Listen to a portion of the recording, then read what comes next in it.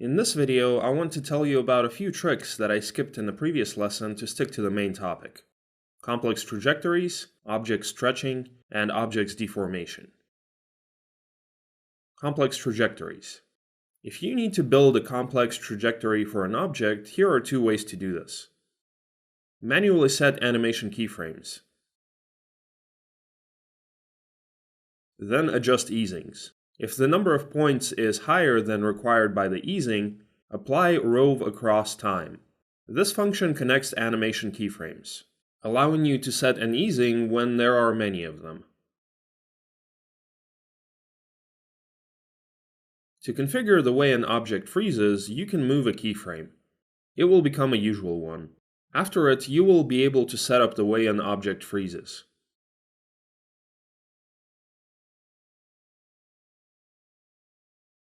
To make an object automatically rotate while moving along a trajectory, apply auto orientation. Right-click, transform, auto orient, and select orient along path.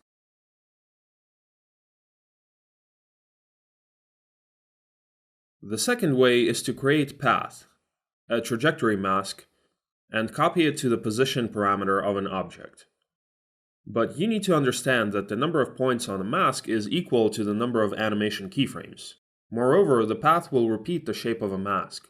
You should define where an object will freeze or accelerate straight away to configure easings later. When you copy the mask to position, keyframes are automatically created in the rove across time mode. So if you do not need it on all keyframes, you will need to turn it off partially or completely. It is important that an object for which you are creating path has scale set to 100% and rotation set to 0 degrees. Otherwise, path you will paste into path of the object will be incorrect. Object stretching. Apart from the techniques that we have covered in the previous lesson, objects can be stretched with motion blur and the levels effect.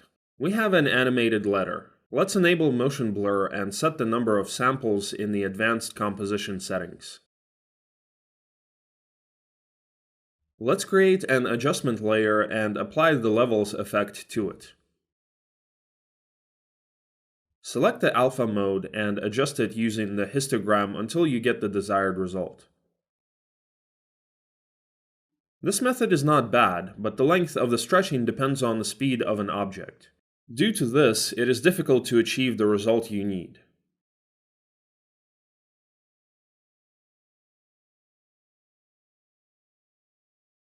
Another option is the minimax effect. It creates additional pixels for a layer. It works in the alpha and color mode. In operation, select maximum. In direction, select just horizontally. And now we compensate the movement using the transform effect. Parent position its value along the x-axis to the stretch value.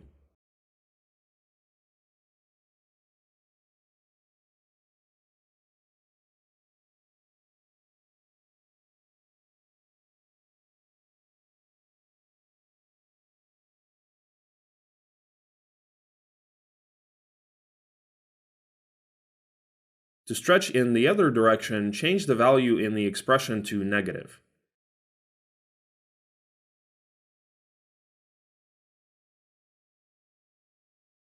Object deformation.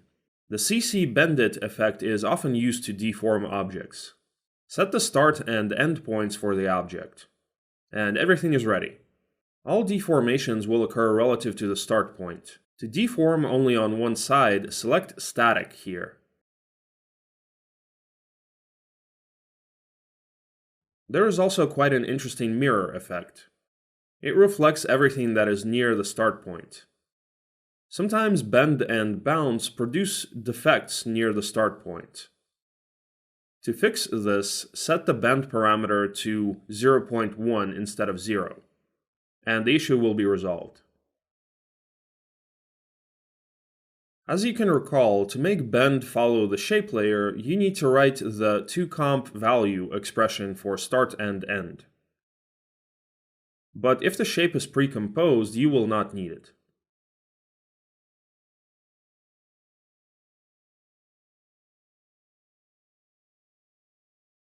The same goes for slant and CC bender.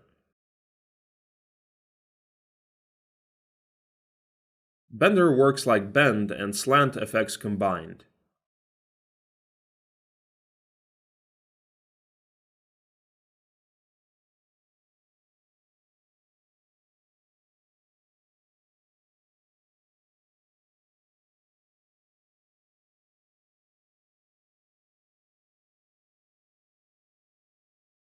The warp is also used to create various types of deformation. To ensure its stable work, you need to put the shape in the composition of the size of the shape.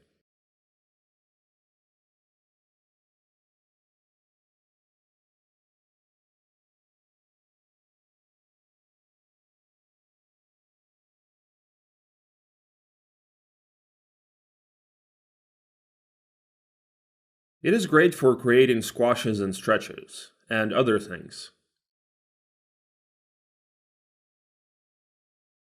The mesh warp effect creates a grind with controllers that will allow you to deform objects.